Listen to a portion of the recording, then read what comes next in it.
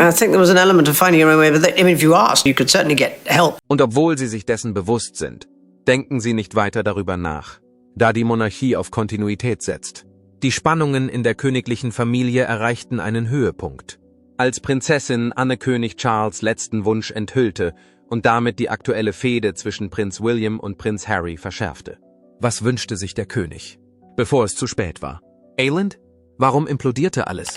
Begleiten Sie uns, während wir den Inhalt von König Charles' letztem Wunsch entdecken. Prinzessin Annes Beziehung zum König. Prinzessin Anne und König Charles waren schon immer Geschwister. Doch ihre Nähe geht über die eines Bruders und einer Schwester hinaus. Sie sind sich im Laufe der Zeit näher gekommen, als sie unter Königin Elisabeth II. Arbeiteten und wichtige Aufgaben in der königlichen Familie übernahmen. Ihre Bindung wurde durch ihr Verantwortungsbewusstsein, ihren Respekt vor Traditionen und ihr tiefes gegenseitiges Wissen vertieft. Anne und Charles wurden im Abstand von 2 Jahren geboren, nämlich 1950 bis 1952. Sie wuchsen gemeinsam auf und teilten die gleichen Erwartungen und Verantwortungen wie die Kinder der zukünftigen Königin. Ihre frühen Jahre waren geprägt von königlichen Normen und dem öffentlichen Rampenlicht. Doch im Palast waren sie einfach nur Geschwister, die sich mit dem Leben in einem königlichen Zuhause auseinandersetzten. Charles war sensibel und kreativ, Anne hingegen streng und unabhängig. Trotz ihrer unterschiedlichen Persönlichkeiten entwickelten sie einen stillen Respekt füreinander. Anne genoss es zwar nicht, im Mittelpunkt der Aufmerksamkeit zu stehen, wie Charles es tat, aber sie erkannte ihre Aufgabe und nahm sie höflich an. Ihre direkte Art glich Charles' nachdenklichen Charakter aus, was zu einer unausgesprochenen Unterstützung zwischen ihnen führte. Mit zunehmendem Alter begannen sich ihre Positionen innerhalb der königlichen Familie zu verschieben. Charles wurde auf den Thron vorbereitet, wobei all seine Aktivitäten sorgfältig überwacht und bewertet wurden. Anne hingegen konnte die Monarchie aktiv unterstützen. Mit großem Engagement widmete sie sich zahlreichen bürgerlichen Aufgaben, karitativen Aktivitäten und dem Militärdienst. Sie beschwerte sich nie und bat auch nicht um Lob. Tatsächlich wurde sie als eines der engagiertesten Mitglieder der königlichen Familie bekannt. Charles bemerkte und schätzte dieses Verhalten. Immer wenn es im Palast stressig wurde, suchte er regelmäßig ihre Hilfe. Sie versuchte nie, ihn in den Schatten zu stellen oder ihm seinen Status als zukünftiger Monarch streitig zu machen. Stattdessen blieb sie an seiner Seite, bot ihm stille Unterstützung und unerschütterliches Engagement. Anne bewahrte auch in schwierigen Momenten für die königliche Familie, wie Skandalen oder dem Verlust der Eltern, ihre Fassung. Als Königin Elizabeth II. starb, begleitete Anne den Sarg ihrer Mutter von Schottland nach London, um ihr Engagement für die Familie und die Monarchie zu demonstrieren. Während dieser Zeit wurde Charles König, und Anne unterstützte ihn nicht aus Ruhmsucht, sondern weil sie an die Dienstpflicht der Familie glaubte. Viele unterschätzten Charles' Vertrauen in Annes Erfahrung, ihre jahrelange treue Hingabe. Ihre strenge Disziplin und ihr schlichtes Auftreten machten sie zu einer seiner vertrauenswürdigsten Beraterinnen. Sie bettelte nie um eine Sonderbehandlung oder stellte sein Handeln öffentlich in Frage. Stattdessen übte sie eine beruhigende Wirkung auf ihn aus und sorgte dafür, dass ihr Bruder immer ein Familienmitglied hatte, an das er sich wenden konnte. Als Karl König wurde, begann er, die Monarchie zu verändern. Anne unterstützte ihn nicht nur mit Worten, sondern auch mit Taten. Sie half bei der Ausbildung jüngerer Mitglieder des Königshauses, übernahm formellere Aufgaben und blieb die vertrauenswürdige Persönlichkeit, die sie immer gewesen war. Ihre Loyalität wurde noch wichtiger, als Charles die Monarchie modernisieren und die Zahl der berufstätigen Mitglieder des Königshauses minimieren wollte. Anne erkannte die Notwendigkeit von Anpassungen. Sie bewunderte die Führungsqualitäten ihres Bruders und setzte sich für einen engeren Zusammenhalt der königlichen Familie ein. Trotz Hindernissen wie Kritik von Familienmitgliedern oder persönlichen Sorgen blieb Anne beharrlich und engagiert. Ihre Hauptaufgabe war es, dem König und dem Thron ununterbrochen zur Seite zu stehen. Anne und Charles verbindet eine tiefe Beziehung und sie wissen, was es bedeutet, ein König zu sein. Im Laufe der Jahre mussten sie sich mit öffentlicher Kritik, politischen Umwälzungen, familiären Problemen und dem Wandel der öffentlichen Meinung auseinandersetzen.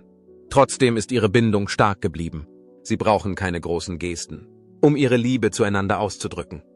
Ihre Bindung gründet auf jahrelangen gemeinsamen Erfahrungen, Nöten und privaten Momenten, die selten öffentlich bekannt werden.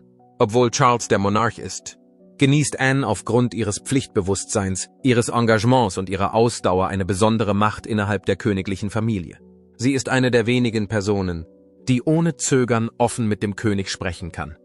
Ihre Verbundenheit wird nicht nur durch familiäre Bindungen, sondern auch durch das gegenseitige Vertrauen geprägt. Annes Kinder wurden nicht mit königlichen Titeln erzogen, wie ihr Bruder Charles. Dadurch konnten beide zeigen, wie man Tradition mit einem moderneren königlichen Lebensstil verbindet. Anne und Charles arbeiten still, aber stetig zusammen. Auch wenn sie nicht immer einer Meinung sind, teilen sie tiefe Wertschätzung füreinander. König Charles führt die Monarchie in eine neue Richtung, und Prinzessin Anne ist seine treue Unterstützerin. Sie ist bei königlichen Anlässen stets anwesend, loyal und intelligent und trägt dazu bei, seine Herrschaft zu stärken. Aufmerksamkeit oder Preise sind ihr egal. Sie möchte lediglich zeigen, was wahrer Dienst und Hingabe bedeuten. Nachdem wir nun Prinzessin Annes Verbindung zu König Charles verstehen, können wir verstehen, warum er sie auswählte, um seiner Familie die Nachricht zu überbringen. Was also ist der größte Wunsch des Königs? Schauen Sie weiter, um es herauszufinden. Der letzte Wunsch von König Charles. Prinzessin Anne arrangierte ein geheimes Treffen, das unerwartet die gesamte königliche Familie zusammenbrachte. Trotz seiner jüngsten Abwesenheit von königlichen Angelegenheiten kehrte Prinz Harry zur Feier zurück. Meghan Markles Abwesenheit war angesichts ihrer Vorbehalte gegenüber einer Versöhnung mit den Royals zu erwarten. Auch ohne ihre Anwesenheit nahm das Treffen einen dramatischen Ton an. Hinter den königlichen Toren waren bei einem außergewöhnlichen Familientreffen starke Emotionen zu spüren. Die Leute wurden wütend, alte Wunden brachen wieder auf und Tränen flossen. Es war kein ruhiges Gespräch bei einer Tasse Tee. Stattdessen herrschte ein Wirbelwind der Gefühle, darunter überraschende Neuigkeiten von König Charles, die alle völlig überraschten. Seit dem Tod von Königin Elisabeth im Jahr 2022 kämpft König Charles mit großen seelischen Qualen. Neben der Trauer um seine Mutter wurde bei ihm Krebs diagnostiziert, was seine Schwierigkeiten zusätzlich erschwerte. Obwohl er versucht hat, stark zu bleiben und seinen königlichen Pflichten nachzukommen, ist es offensichtlich, dass der Stress seinen Tribut fordert. Die Kombination seiner Verpflichtungen als König und seiner gesundheitlichen Probleme veranlasste ihn zu einer unerwarteten Entscheidung, die die gesamte königliche Familie schockierte. Anstatt, wie viele erwartet hatten, alles an Prinz William zu übergeben, verfolgte König Charles eine andere Strategie. Diese für das Schicksal der Monarchie entscheidende Entscheidung konnte niemand kommunizieren. Aus diesem Grund wurde Prinzessin Anne ausgewählt. Sie ist in königlichen Kreisen für ihre offene Art und ihren direkten Kommunikationsstil bekannt. Charles ist sanft und emotional, Anne hingegen mutig und tapfer. Es war angemessen, dass sie diese heikle Botschaft überbrachte. Obwohl sie nicht immer freundlich ist, kommuniziert sie klar und deutlich. Der Monarch war der Meinung, dass niemand sonst seine Absichten mit der erforderlichen Intensität und Klarheit vermitteln könnte. Diese Entscheidung wurde im Hinblick auf die Zukunft der königlichen Familie getroffen, nicht aufgrund persönlicher Gefühle oder Vorurteile. Catherine und Harry sind so unabhängig, wie sie es wollen, und ich bin es auch. Wir sind alle anders aufgewachsen als frühere Generationen. Obwohl Prinz William nach Charles' Tod unweigerlich König wird, ist unklar, welche Rolle Prinz Harry in Zukunft spielen wird. Manche fragen sich, ob Harry nach Williams Thronbesteigung wieder königliche Pflichten übernehmen würde. Darüber gibt es widersprüchliche Ansichten. Manche glauben, Harry könnte sich unter der Autorität seines Bruders für eine Rückkehr ins Königshaus entscheiden. Andere befürchten, er werde nie zurückkehren, zumal Meghan mit der königlichen Familie unzufrieden ist. Die königliche Familie hat eine klare Erbfolge. Nach dem Tod von König Charles wird Prinz William König und Kate Middleton Königin. Diese Vorgehensweise ist leicht verständlich, insbesondere für Menschen, die mit der königlichen Etikette nicht vertraut sind. Die Wurzeln dieser Nachfolgestrategie lassen sich auf historische Ereignisse zurückführen. Charles wurde der nächste Thronfolger, als sein Großvater, König Georg VI., die Thronfolge übernahm, nachdem sein Bruder, Edward VIII., abgedankt hatte, um den geschiedenen Amerikaner Wallis Simpson zu heiraten. Dieser Verlauf der Ereignisse brachte Elizabeth und dann Charles in die Thronfolge. Die heutige Thronfolge entstand durch eine Neuordnung der königlichen Familie. König Charles hat derzeit keine Pläne, den Thron abzudanken. Obwohl er krank ist, arbeitet er weiter und erfüllt seine königlichen Pflichten. Dennoch werden im Geheimen Vorbereitungen getroffen. Kate Middleton übernimmt zunehmend mehr Verantwortung innerhalb der königlichen Familie. Bestimmte Aufgaben wurden zur Vorbereitung auf die Zukunft an andere Personen ausgelagert. William und Kate sind sich ihrer zukünftigen Verpflichtungen bewusst und bereiten sich darauf vor, Führungsrollen zu übernehmen. Hinter den Palasttüren stehen Teams für alle möglichen Notfälle bereit. Sollte der Monarch sterben, gibt es einen umfassenden Plan, der sofort umgesetzt wird. Die königliche Familie würde als erstes davon erfahren, gefolgt von Premierminister Rishi Sunak. Die Öffentlichkeit wurde gewarnt. Und an den Toren des Buckingham-Palastes wurde ein schwarzer Hinweis angebracht. Anschließend trat das Land in Trauer ein, und die Flaggen wehten auf Halbmast. Prinz William wurde sofort König.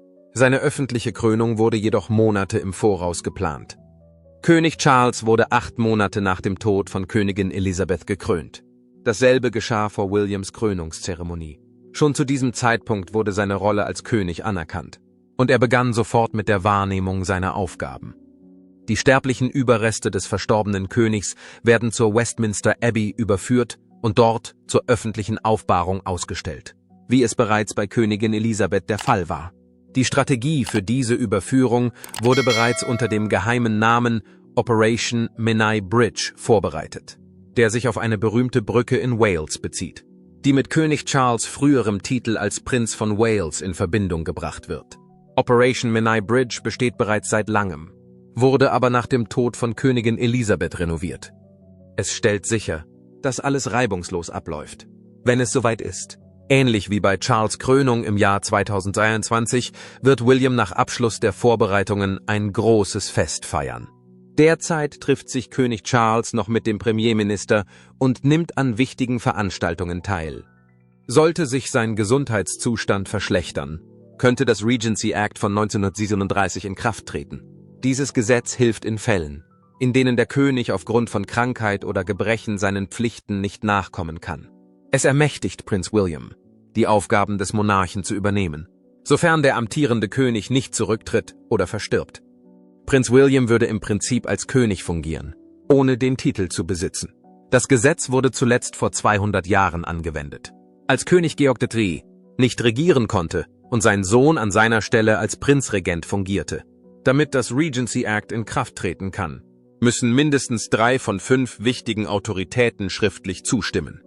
Zu diesen Amtsträgern gehören Königin Camilla, der Lord Chancellor, der Sprecher des Unterhauses, die Oberrichterin und die jeweiligen Amtsträger.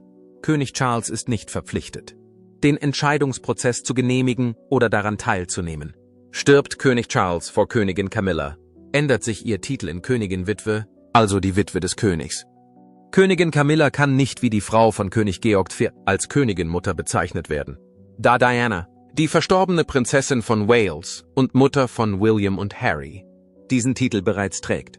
Nach dem Tod des Königs würde Camilla mehr Zeit ihren eigenen Hobbys widmen.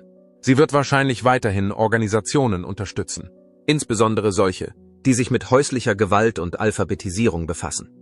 Sie könnte auch weiterhin die Aufsicht über Militärgruppen übernehmen, obwohl die künftige Monarchin ihre Rolle überdenken muss. Camilla müsste nach Charles' Tod höchstwahrscheinlich den Buckingham Palace verlassen und in ein kleineres Anwesen umziehen, ähnlich wie die Königin-Mutter nach dem Tod ihres Mannes. Die Königin-Mutter zog nach Clarence House, und Camilla wird wahrscheinlich ihrem Beispiel folgen. Obwohl Camillas Schicksal endgültig geklärt scheint, gibt es noch einige Fragen zu Prinz Harry. Sein Verhältnis zum Rest der königlichen Familie ist angespannt. Und sein Status innerhalb der Monarchie bleibt unklar. Es ist ungewiss, ob er nach Großbritannien zurückkehren oder mit Meghan in den USA bleiben wird. Die königliche Familie befindet sich an einem Wendepunkt, geprägt von Tradition, Geschichte und dem ständigen Wandel der Zeit. Was passiert also mit Prinz Harry, wenn König Charles zurücktritt und William übernimmt? Die Zukunft von Prinz Harry unter Williams Herrschaft. Nach dem Tod von König Charles stand die königliche Familie vor einer weiteren wichtigen Entscheidung. Es wird spekuliert, dass Prinz Harry ein zweites Buch plant, das genauso beeindruckend sein könnte wie sein erstes. Spare, seine ersten Memoiren, wurden bei ihrer Veröffentlichung im Januar 2022 gut aufgenommen. Manche meinen, der Tod von König Charles habe Harry die Chance gegeben, auf die er gewartet hat. Und er werde dieses Mal brisantere Geschichten liefern, seit sie ihre königlichen Pflichten aufgegeben haben. haben Harry und Meghan sich in den Vereinigten Staaten ein neues Leben aufgebaut. Sie zogen 2020 nach Amerika und gaben ihre hohen Positionen in der königlichen Familie auf. Diese unerwartete Entscheidung löste sowohl innerhalb des Königshauses als auch in der Bevölkerung Diskussionen aus. Es war jedoch klar, dass sie ihren eigenen Weg gehen wollten. Heute hat Prinz Harry ein angespanntes Verhältnis zu seinen königlichen Verwandten. Es war beängstigend, wie mein Bruder mich anbrüllte, mein Vater Dinge sagte, die einfach nicht wahr waren, und meine Großmutter still dasaß und alles auf sich wirken ließ. Harry hat öffentlich seine Liebe und seinen Respekt für seine Familie zum Ausdruck gebracht. Doch sein Verhalten erzählt eine andere Geschichte. Gerüchten zufolge hat er nur eine entfernte Verbindung zu seinem Vater und kommuniziert selten mit seinem Bruder, Prinz William. Seine Bindung zur königlichen Familie ist jedoch nach wie vor stark, da er in sie hineingeboren wurde und diese Geschichte mit sich trägt, ob er will oder nicht. Er könnte sich irgendwann dazu entschließen, sich intensiver mit diesem Erbe auseinanderzusetzen. Harry hatte zuvor erklärt, er habe genug Material für weitere Memoiren, die einen tieferen Einblick in sein Leben im königlichen Palast bieten würden. Dieser Kommentar veranlasste mehrere Analysten zu der Annahme, er habe noch mehr zu sagen. Er wartete bis nach dem Tod von Königin Elizabeth, um sein erstes Buch zu schreiben. Nach dem Tod von König Charles könnten sich Harry nun freier fühlen, eine Fortsetzung seiner Memoiren zu veröffentlichen, vermuten manche. Manche glauben, Harry habe aus Respekt vor seinem Vater geschwiegen. Da William jedoch bald König wird, könnte jetzt der richtige Zeitpunkt sein. Ein Experte für königliche Angelegenheiten vermutet, Harrys Entscheidung, zu schweigen, sei bewusst gewesen und vermutlich eher durch die Zeit als durch den Wunsch nach Einheit motiviert gewesen. Da sein Vater kein Hindernis mehr darstellt, hält ihn möglicherweise nichts mehr auf. Sein Verhältnis zu William ist seit seinem Umzug in die USA angespannt. Diese schwierige Beziehung könnte Harry dazu motivieren, wieder mit dem Schreiben anzufangen. Die beiden Brüder sind diametral gegensätzlich. Ihre Probleme begannen schon vor langer Zeit, als Harry eine Romanze mit Meghan Markle begann. William war offenbar der Meinung, Harry gehe zu schnell, was zu Meinungsverschiedenheiten führte. Diese Auseinandersetzungen nahmen mit der Zeit zu, und trotz der Hoffnungen auf eine Entschuldigung taten sie es nie. Die beiden scheinen sich nun deutlich weiter auseinander zu bewegen. Während sich William auf seine Thronbesteigung vorbereitet, sind mehrere kritische Faktoren zu berücksichtigen. Insider im Palast sagen, William könnte die Verleihung der Titel an Harry und Meghan überdenken. Als Harry und Meghan beschlossen, ihre königlichen Pflichten zu beenden, einigten sie sich darauf, ihre Titel KKH nicht mehr zu verwenden. Dieser Pakt war nicht rechtsverbindlich, sondern eine informelle Vereinbarung. Während König Charles dem Deal nicht widersprach, könnte William anderer Meinung sein.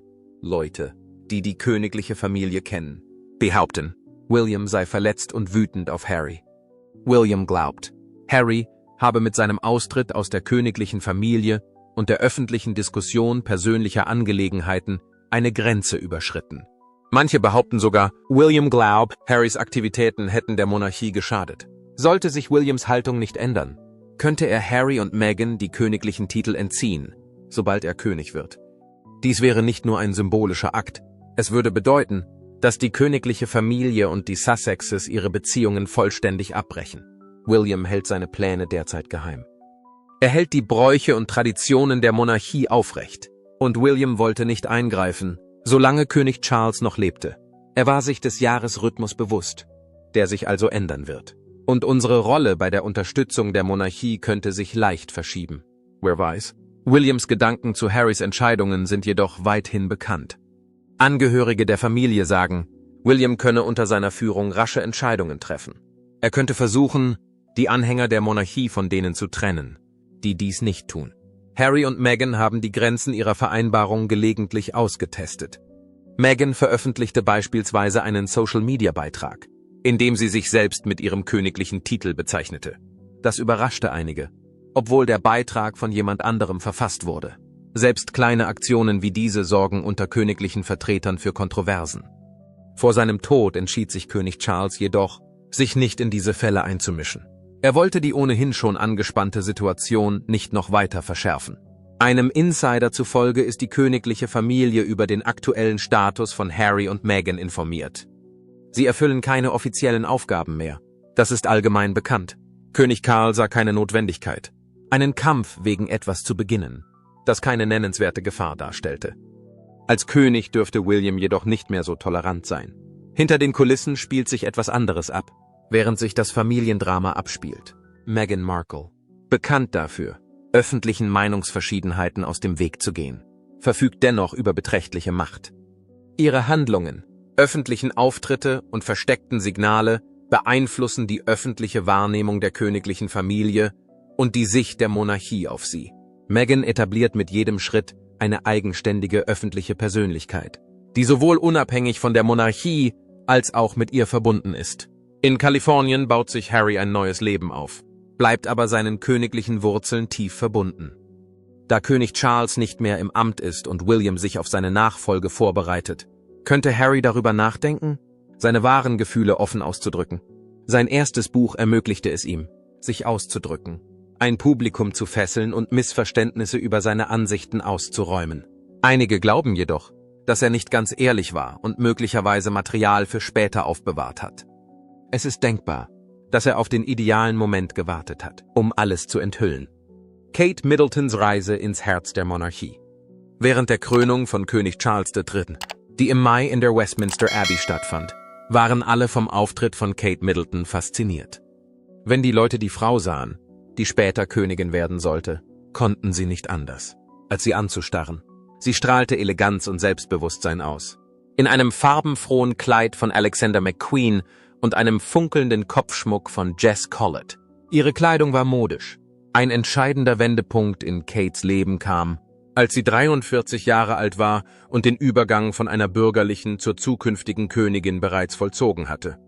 Mit ihrer Hochzeit mit Prinz William im Jahr 2011 etablierte sie ihren Status innerhalb der königlichen Familie. Der Tod von Königin Elisabeth II. Im September 2020 hatte erhebliche Auswirkungen. Ihr Tod im Alter von 96 Jahren brachte einen Wandel in der königlichen Dynastie mit sich, da sie die Königin war, die in der britischen Geschichte am längsten regierte. Nach Charles' Thronbesteigung wurde von William und Kate erwartet, mehr Verantwortung zu übernehmen. Insbesondere Kate zeigte sich der Situation gewachsen und zeigte, dass sie das Zeug dazu hat, in Zukunft Königin zu werden. Durch ihre Leistung demonstrierte sie der Welt, dass sie in der Lage ist, über ihre bisherige Nebenrolle hinauszugehen. Im Gegensatz zu anderen Damen wie Königin Elizabeth und Camilla wurde Kate nicht in eine Monarchin hineingeboren und hatte keine Verbindungen zum Adel. Das unterscheidet sie von anderen Frauen. Ihre Eltern stammten beide aus einfachen Verhältnissen. Ihre Mutter hatte früher als Flugbegleiterin gearbeitet, während ihr Vater ein sehr erfolgreicher Geschäftsmann war. Kates Familie hatte ihren Ursprung nicht in Schlössern oder Kronen, sondern im Kohlebergbau. Andererseits glich sie ihren Mangel an Status durch Hingabe, Disziplin und ein stilles Selbstvertrauen aus, das sie von anderen abhob. Kate erhielt ihre Ausbildung am Marlborough College, wo sie für ihre tadellosen Manieren und ihr sportliches Können bekannt wurde. Anschließend schrieb sie sich an der University of St. Andrews in Schottland ein. Sie studierte dort Kunstgeschichte, als sie Prinz William kennenlernte. Als sie sich kennenlernten, waren sie befreundet und lebten zusammen mit anderen Studenten in einer typischen Wohngemeinschaft an der Universität. Aus der anfänglichen Freundschaft entwickelte sich schließlich eine Liebesbeziehung zwischen den beiden. Ab 2004 wurde ihre Beziehung bekannter. Als Kate 2005 ihren Abschluss machte, erregte sie großes Medieninteresse. William bemühte sich, ihre Privatsphäre zu schützen und setzte sich dafür ein, dass sie sich gegen den Druck, dem sie ausgesetzt war, öffentlich äußerte.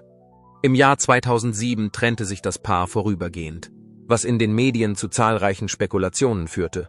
Da Kate lange auf eine Verlobung warten musste, erhielt sie aufgrund ihres Gewichts den Spitznamen Weighty Katie. Die Verbindung zwischen Kate und William blieb trotz der vielen Aufmerksamkeit, die sie erhielten, stable. Im Jahr 2010 gaben sie ihre Verlobung bekannt. Ein Jahr später feierten sie eine große Hochzeit, die von Millionen Menschen weltweit miterlebt wurde. Als Kate ein Mitglied der königlichen Familie wurde, stieß sie auf einige Schwierigkeiten. Andere Familienmitglieder waren skeptisch. Camilla war der Meinung, Kate sei nicht für ein Leben als Königin geschaffen. Dennoch bewunderte Königin Elizabeth Kates Fähigkeit, Ruhe und Geduld zu bewahren. Die Königin bewunderte Kate für ihre Fähigkeit, trotz Widrigkeiten durchzuhalten, ohne ihre Gelassenheit zur Schau stellen zu müssen. Vor ihrer Heirat litt Königin Elisabeth unter Angstgefühlen. Sie war der Meinung, Kate sollte ein strukturierteres Leben führen. Kates Bedeutung nahm in dem Maße zu, wie sich Königin Elisabeths Gesundheitszustand verschlechterte. Man glaubte, sie sei eine zuverlässige und beständige Hilfe. Sie war ein leuchtendes Beispiel für die Art von unaufdringlicher Macht, die für die Führung der Königin charakteristisch war. Es scheint, dass Königin Elisabeth in ihren letzten Lebensmonaten Kate als eine Person betrachtete, der sie die Zukunft der Monarchie anvertrauen konnte. Seit dem Tod der Königin wurde Kate mit einer größeren Verantwortung betraut. Sie ist die Mutter des nächsten Erben und mit dem König verheiratet, der eines Tages König werden wird. Daher ist alles, was sie tut, von Bedeutung. Sie erfüllt ihre Rolle als Mutter 3 Kinder und kommt gleichzeitig ihren wichtigen königlichen Pflichten nach. Sie nimmt an den meisten ihrer königlichen Aktivitäten in der Region teil, um bei ihrer Familie zu sein. Obwohl es ein schwieriger Balanceakt ist, schafft sie es mit Leichtigkeit. In den letzten Jahren hat sich das Vertrauen der Menschen in die Monarchie gewandelt. Der Abschied von Harry und Meghan sowie die Probleme mit Prinz Andrew führten zu einer Vorliebe für zuverlässige und beständige Persönlichkeiten. Um dieser Verpflichtung gerecht zu werden, vermittelt Kate Middleton den Menschen Ruhe und Respekt, was ihnen Trost spendet. Kenner der königlichen Familie glauben, dass sie einen erheblichen Einfluss auf die nachfolgenden Generationen der Monarchie haben wird. Die Abwesenheit von Harry und Meghan bedeutet für William und Kate zusätzliche Verpflichtungen. William steht offenbar unter Druck, während Kate weiterhin klaglos ihren Pflichten nachkommt. Sie ist ihrem Mann treu, kümmert sich um die Kinder und erfüllt ihre königlichen Pflichten, ohne sich selbst zu verleugnen. Kates Weg war nicht auf das Streben nach Aufmerksamkeit oder Anerkennung ausgerichtet. Stattdessen ging es ihr darum, Informationen zu sammeln, sich an ihren Job anzupassen und sich durch ihre Erfahrungen weiterzuentwickeln. Sie ist jedoch nicht über Nacht ins Rampenlicht der Öffentlichkeit getreten. Vielmehr hat sie viel Mühe investiert, um ihre Position zu erreichen. Auf ihrem Weg geht es nicht nur darum, Königin zu sein. Es geht auch darum, hartnäckig, bescheiden und bereit für alles zu sein, was die Zukunft bringen mag. Was denken Sie also? Glauben Sie, dass William ein guter König wie sein Vater sein wird? Finden wir es heraus. Wird Prinz William ein guter König sein? Prinz William bereitete sich sein ganzes Leben lang auf eine Rolle vor, die er sich nicht selbst ausgesucht hatte. Als erster Sohn des verstorbenen Königs Charles III. Und der verstorbenen Prinzessin Diana war er dazu bestimmt, König zu werden. Vom schüchternen Schuljungen entwickelte er sich zu einem gelassenen und entschlossenen Anführer, der sich der bedeutenden Traditionen und Verantwortungen der britischen Königsfamilie bewusst ist. Viele glauben, dass Prinz William zu gegebener Zeit die Rolle des Königs übernehmen kann. Prinz William genießt aufgrund seines öffentlichen Auftretens hohes Ansehen bei vielen Menschen. Seit seiner Kindheit steht er unter ständiger Beobachtung durch Regierung und Öffentlichkeit. Anstatt sich zu verstecken, hat er gelernt, Gelassenheit in seinem Verhalten zu zeigen. Seine Fähigkeit, zu wissen, wann er sprechen und wann er schweigen sollte, hat er durch Übung erlernt. Diese Fähigkeit ist nicht sehr verbreitet, insbesondere in unserer schnelllebigen Zeit. Prinz William versteht, dass es beim Königsein nicht darum geht, laut oder protzig zu sein, sondern vielmehr darum, gelassen, mitfühlend und an den Pflichten des Amtes interessiert zu sein. Als Mitglied der königlichen Familie wird Prinz William ihm zugänglicher gemacht. Seine Mutter, Prinzessin Diana, starb, als er noch ein Kind war, und dieses Ereignis hatte einen großen Einfluss auf den jungen Prinz Charles. Diese persönliche Tragödie hätte ihn dazu veranlassen können, seine Verpflichtungen zu vernachlässigen. Stattdessen machte sie ihn jedoch sympathischer, einfühlsamer und fähiger, mit den Menschen in Kontakt zu treten. Er besucht regelmäßig Schulen, Krankenhäuser und Wohltätigkeitsorganisationen, nicht nur als Vertreter der königlichen Familie, sondern auch als jemand, der sich in die Menschen hineinversetzen und ihnen ein Gefühl der Verbundenheit vermitteln kann. Diese Gesten trugen zum Aufbau von Vertrauen und Wertschätzung bei. Während seiner Zeit beim Militär konnte er sich persönlich weiterentwickeln. William war Mitglied des Such- und Rettungsteams der Royal Air Force, als er eine Pilotenausbildung absolvierte. Er begnügte sich nicht damit, nur zeremonielle Aufgaben zu erfüllen, sondern beteiligte sich aktiv an Expeditionen, um Menschen in echter Gefahr zu helfen. Durch diese Erfahrungen lernte er die Bedeutung von Zusammenarbeit, Mut und Verantwortung kennen. Darüber hinaus zeigten sie, dass er bereit ist, große Anstrengungen zu unternehmen und sich schwierigen Situationen ohne Rücksicht zu stellen. Mit der Hilfe seiner Frau Catherine hat Prinz William eine herzliche und fürsorgliche Familie aufgebaut. Sie erziehen 3 Kinder auf eine Weise, die die Traditionen des Königshauses mit den Routinen des Alltags verbindet. Das Paar sieht man häufig dabei, wie es seine Kinder zur Schule bringt, im Wald spazieren geht und an Aktivitäten in der Nachbarschaft teilnimmt. Die Tatsache, dass William an diesen Routineaktivitäten teilnimmt, zeigt seine Hingabe für seine Familie und seinen Wunsch, sich wie jeder andere Vater um seine Kinder zu kümmern. Darüber hinaus interessiert sich Prinz William für aktuelle soziale Themen wie Obdachlosigkeit, Umwelt und psychische Gesundheit. Er begnügt sich nicht damit, nur Reden zu diesen Themen zu halten. Vielmehr engagiert er sich aktiv in Organisationen, holt Expertenwissen ein und nutzt seine Position, um auf wichtige Themen aufmerksam zu machen. Dies verdeutlicht seinen Wunsch, die Monarchie als wichtige Institution in der Gesellschaft zu stärken und zu behaupten. Der letzte Punkt ist, dass Prinz William für sein gelassenes und ruhiges Auftreten bekannt ist. Er sucht nicht nach Aufmerksamkeit und verhält sich nicht theatralisch. Stattdessen konzentriert er sich auf seine Pflichten und unterstützt diskret seinen Vater, König Charles. Selbst wenn es innerhalb der Familie zu Spannungen kommt, etwa wenn sein Bruder Prinz Harry und andere Mitglieder der königlichen Familie sich ihren königlichen Pflichten entziehen, bewahrt William die Fassung. Er ist sich der Bedeutung einer stabilen Führung für die Zukunft der Monarchie bewusst. Und die Schritte, die er unternommen hat, zeigen, dass er bereit ist, die Bürde dieser Führung auf sich zu nehmen. Was denkst du über den letzten Wunsch des Königs? Glaubst du, dass sich Prinz William und Harry jemals versöhnen werden? Teile deine Gedanken gerne in den Kommentaren und vergiss nicht, uns zu liken, zu teilen und zu abonnieren. Klicken Sie vor dem Gehen unbedingt auf das Video auf Ihrem Bildschirm.